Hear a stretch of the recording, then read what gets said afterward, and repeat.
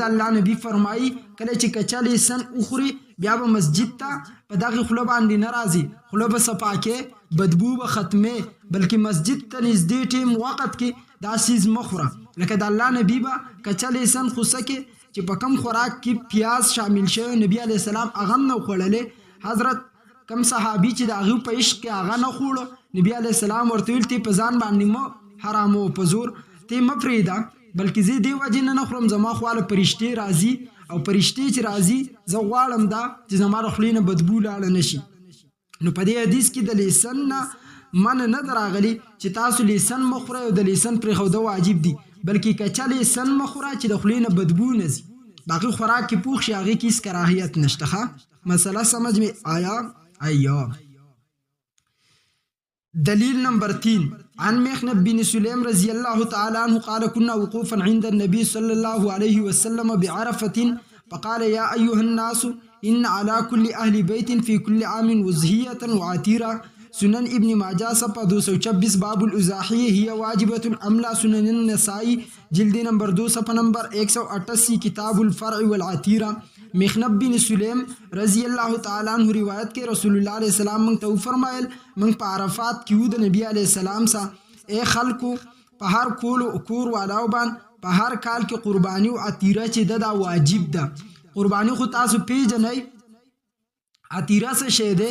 عتیرہ قربانی توئی چې په زمانه د جاهلیت کې به د رجب په میاشت کې د بوتونو په نومونو کې دی شوه. په اسلام کې اول دا قربانی وا خلکو به د الله په نوم کوله، د بت د نوم نه راواړوله د الله نوم ته. دا د اسلام ترتیب دی. پندت سومنات غالبا داسې شیز دی هغه په اسلام اعتراضات کړل. زمونږ اکابرینو باندې ځکه ناکله قربان شو. الله کم علمونه ورکړي، کم وسعت الله د هغې په علم کې ایښودی. د کفر جواباتو ته ولاړو. قاسم نانوتی رحمت الله علیه زیات نه زیات عمر د حضرت که تاسو وګورئ نو د 40 نه 45 سال پورې په دې مابین کې د دنیا نه تللی په دومره جوانۍ کې، خو د کفر مقابلې ته د عیسایت، یهودیت، دهریت، ملحدین د تمام مقابلې په دې کم عمر کې کړل دي. دومره تصنیفات داسې کتابونه لیکل دي چې هر مولا ته په سمج کې هم نه راځي. موږ ته استاد ګومن صاحب د هغې مثالونه ویل دي. الله حضرت ګومن صاحب له یو کمال ورکړل دی چې هغه ګران نه ګران مثال ډیر په اسان طور سره شاګرد ذهن ته د عوامو ذهن ته وراچي. موږ ته خلک وایي د ګومن صاحب په طرز عمل باندې کله خطاب وکړي وایي چې دلایل هم د استاز نه ډیر تیار کړل، خو د استاز دا یو مثال په شانتي موږ نشئ پوهولی. دا د الله عطا یو عطا ده. نو ګومن صاحب په هغې باندې موږ ډیر ښایسته پوهې کړي په خپله. الله دې د استاد په عمر کې برکت واچي. الله دې روغ سلیم سالم خپل وطن پاکستان ته راولي. په الله یقین وکړئ استاد ګومن صاحب د پاکستان سره ډیره مینه ساتي. موږ ته اکثریت وایي هغه د دنیا په ډیرو ممالکو ګرځېدل دی. درس کې به فرمایل استادجي چې که تاسو چېرته د پاکستان نه بهر ملکونو ته لاړئ تاسو له بیا د پاکستان قدردار شي. حالانکه د دې پاکستان خلکو د ګومن صاحب صدا زیاتې کړلې، خو د ملک او د ملت خلاف نه کوي. داسې یو انسان الله په دې وطن کې پیدا کړلی. زمونږ د ملایي شامرګري دي شوافی دي، مذهب د امام شافعي رحمت الله علیه دی، خو زمونږ د استاد ګومن صاحب سره سبقونه ویل نو زمونږ سو الله یقین وکړه. په کله کله موږ ته فرماتو به ګپ کې ویل تاسو د دې هستۍ قدر په پاکستان کې ونه کړو. واقع ده چې د الیاس ګومن صاحب په شان هستۍ قدر پاکستان ونه کړو. څه قسم الزامونه ولګول په خپله باندې چېرته دفاع ته راونتو. خو زه هم دا خلک الزام په چا نه لګوي. ملحد اویس او د هغه کمپني په رسول اقدس صلی الله علیه وسلم باندې بله ورځ یو دغې کاوه نو زه ګورم اکثر د جواباتو دپاره نو پر رسول الله علیه السلام باندې خلک الزام لګي. اوس که په استاد ګومن صاحب باندې ولګېد نو خو د 14مې صدۍ عالم الدین دی. خو بهرحال موږ له پکار دي چې موږ په دې پروپیګنډو کې را نه شو. ما ته چې خلک اکثر وایي مفتي صاحب په تا باندې به څه الزام لګي، زه ورته یم کوم الزام چې زما په استاز لګېدل دی، ځکه زه په قدم قدم کې په خپل استاز پسې روان یم. زما ترتیب د خپل استاز په ترتیب دی. نو چې کم الزام زما په استاز ګومن صاحب باندې لګېدل دی هغه الزام به خلک په مام لګي پایسه سه الزامونه ونه لګول نعوذ بالله چې موږ په خپل ویلم نشو استاد په خپل په یو درس کې فرمایل چې زما په خپل باندې ناراضي یعنی دومره لوی ظرف الله استاد له ور کړل 12 کال جنې او نعوذ بالله سیدا تاسو فهم را لې چې یو سړی نه 12 گاډي مخکې رواني دیرش ته شاته رواني دومره پروتوکول هغه ته خطرای اب یو کور ته زیو ابلتا دا وس عقل راځي خو بهرحال خلک خو نبی علی السلام نه پریدي هغه بس الزامات لګي چې د 9 کالو 10 کالو د جنې سره واده کړو او دا نعوذ بالله متبع الشهوات نعوذ بالله چې په زبان ناراضي نو استاد ګومن په کې چاره واستې او موږ ته پاتره چې د الزام په ما باندې ملګي دا ما مخکې ندار سره کلیر کړ دی ورته نو شکر دې کوشش یې کړل دی خو الله کامیاب کړي نه دي ان شاء الله الله به نه کامیابی نو استاد الله په دې کار کې ډیر لوی فهم ورکړل چې ګران مثال نه دی تاسو داغه خطابونه وګورئ سمجھ ته براش چې الله څنګه کمال ورکړل باچا خیل مولا باندې يرش نو قاسم نانوتی رحمت الله علیه په دې کم عمر کې انتصار الاسلام کتاب ولی کو داغي جواب ورکړ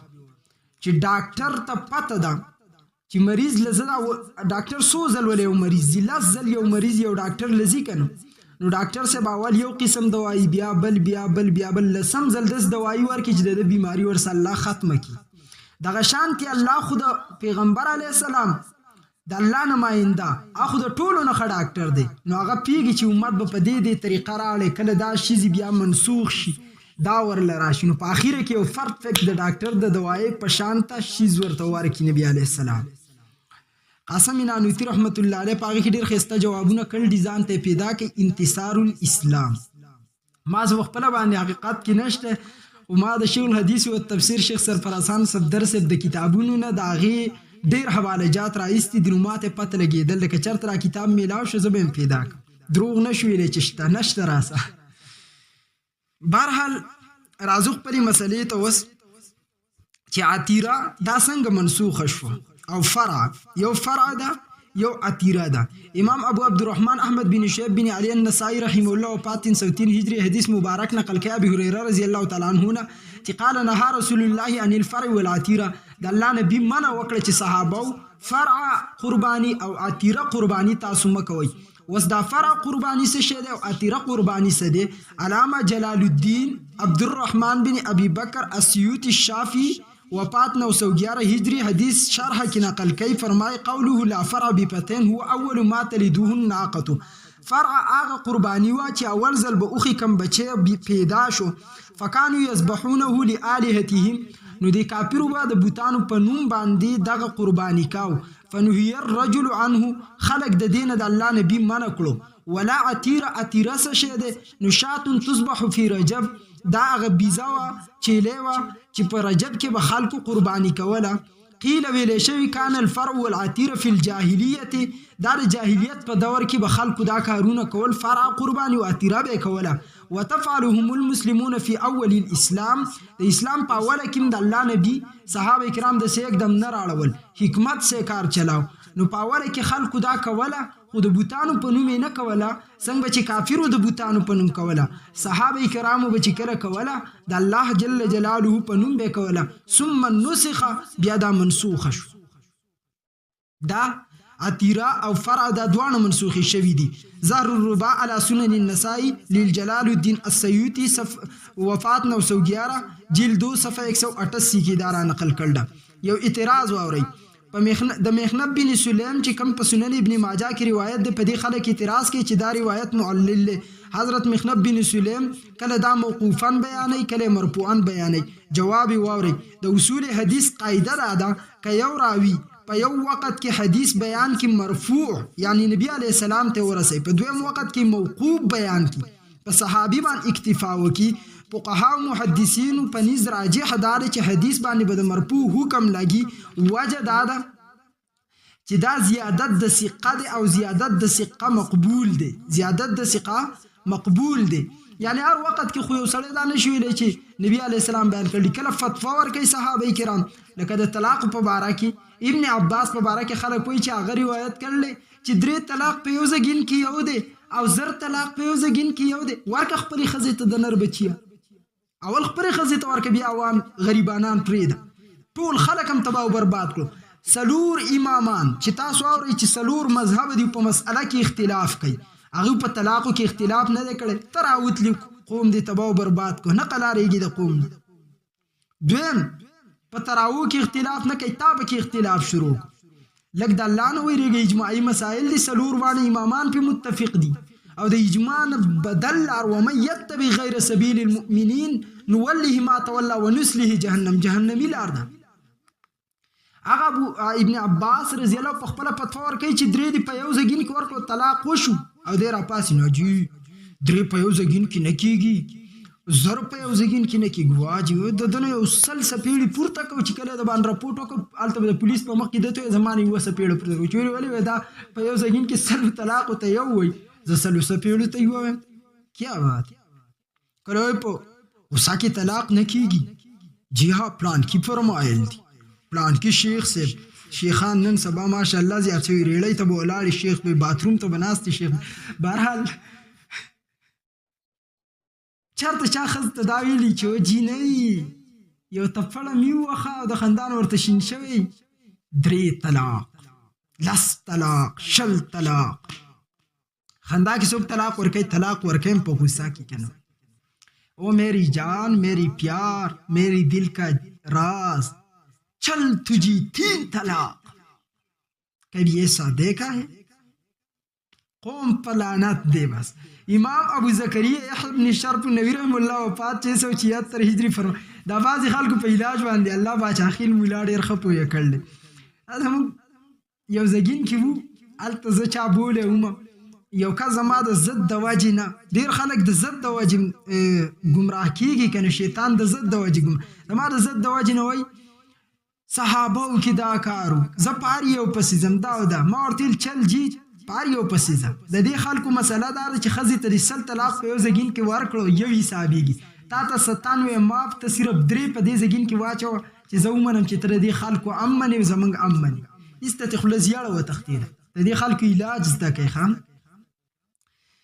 امام نووي رحمة الله عليه فرمائي والصحيح طريقة الأصوليين والفقهاء البخاري ومسلم ومحقق المحدثين أنه يحكم بالرفع والاتصال لأنها زيادة ثقة شرح مسلم ده نووي جلد نمبر أول صفحة نمبر 256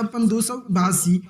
صحیح طریقه د حضرات اصولین فقها امام بخاری امام مسلم محققین محدثین دارا چې کچرته روایت موقوف او مرفوع یا ارسال او اتصال په باره کې اختلاف راشي د مرفوع او متصل کېدو حکم په دې لګول شي دا زیادت د ثقه دی ځکه دا زیادت د ثقه دی جواب نمبر 2 ورکړل امام ابو الفضل جلال الدین عبد الرحمن بن کمال الدین ابی بکر بن محمد سیوطی رحم الله وفات 911 هجری فرمائی په تدریب الراوی صفحه نمبر 223 انه ثانی عشر التدلیس کې قال الماوردی لا تعارض بين ما ورد مرفوعا مره وموقوفا على الصحابي اخرى لانه يكون قد رواه ابتا به امام ماوردی رحمت الله علیه فرمایي روایت مرفوع یا موقوف بیانېدو کې څه تعارض نشته ځکه چې بعضی مرتبه روایت بیانوي او کله په هغې فتوا ورکوي یعنی بعضې ټیم کوي چې رسول الله دا فرمایل دي بعضې ټیم کې فورا فتوا ورکړي لکه زما خو هلته راغلي ما ته دې ویلو چې مولانا صاحب د ماسپښینه جم ودرېږي او زه په سنت ولاړ یم 4 رکاته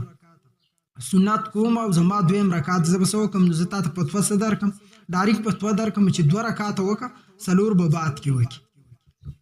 داسې فتوا مې ته درکړه نو هر ټیم کې انسان حدیث نه بیانوي بلکې فتوا ورکوي نو صحابي کله حدیث بیان کړي چې او موږ د نبي علیه السلام نه داسې اورېدلي او کله فتوا ورکړي صحابي چې مسله داسې ده دلیل نمبر 3 امام ابو عبدالله محمد بن اسماعیل البخاري رحمه الله د هغه د امام بخاري رحمت الله علیه دلیل خدا دلیل ډېر غټ دی په دې وجه باندې ان شاء الله العزیز دا 3 نمبر دلیل کې باس ډېر اوږد دی نو دا به جدا بیان کو په دې کې ولا ښه ګزارونه ورکول دي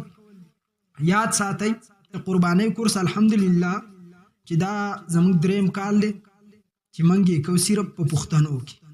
زموږ پښتنو مولیانو شوق نه وي هغوی خیال دا چې ګوري کم شی خلک ډېر او موږ دې ته نه ګوري چې ګوري کم خلک موږ دې ته ګوري چې دین بیان کړو یو دور به داسې راشي چې خلک به وګوري دین بیان کړو یو دور به داسې راشي چې خلک به وګوري خلک به ورته متوجه شي نو دا مکمل اورېده ذهن ته چې کومه مسله کې چاته شک شوبای په کم پلیټ فارم باندې ستاسو موږ ته سوال راځي ان شاء الله العزیز موږ ته براره سي خو که زموږ فیسبوک او ټیک ټاک نشته صرف یوټیوب دی او واتس اپ ګروپونه دي لیکن که په هر پلیټ فارم باندې زموږ نشر څوک کوي هغه په خدمت کې درخواست ده که د چا سوال راځي هر قسمه نو بیا یې زموږ سره اتصال کوئ ښه مرفوع کوئ موږ ته